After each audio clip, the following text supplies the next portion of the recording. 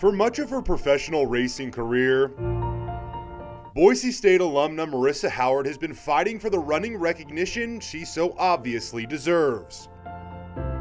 Hard work has never intimidated her. I really love it. And humble surroundings have never diminished her potential, her passion, or her wildest dreams. In my divas heart, I love the opportunity to come out here and work really hard and see how far I can push my body.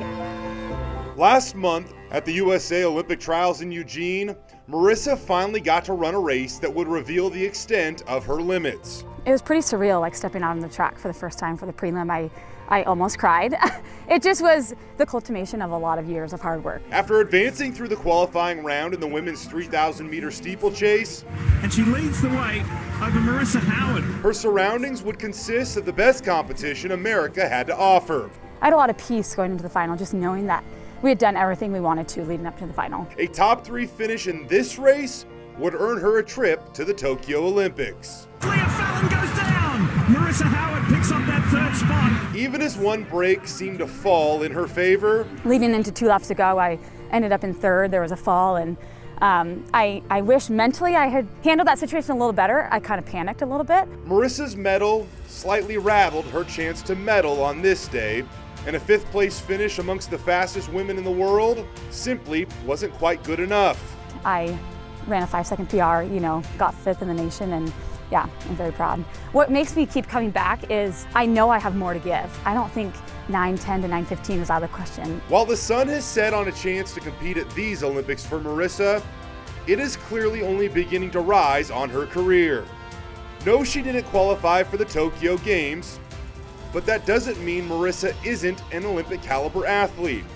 Of the 44 competitors in the steeplechase at these Olympics, Marisa has run faster than 23 of them this season.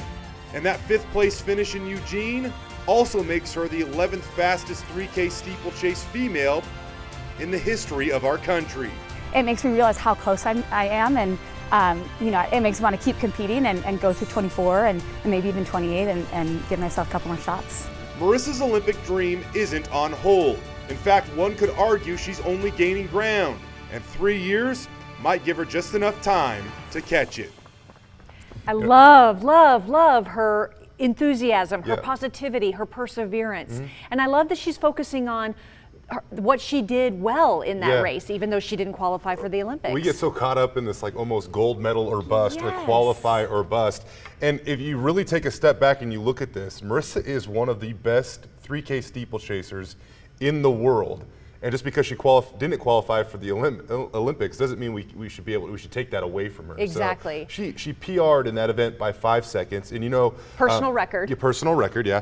And trying to compete and achieve new goals.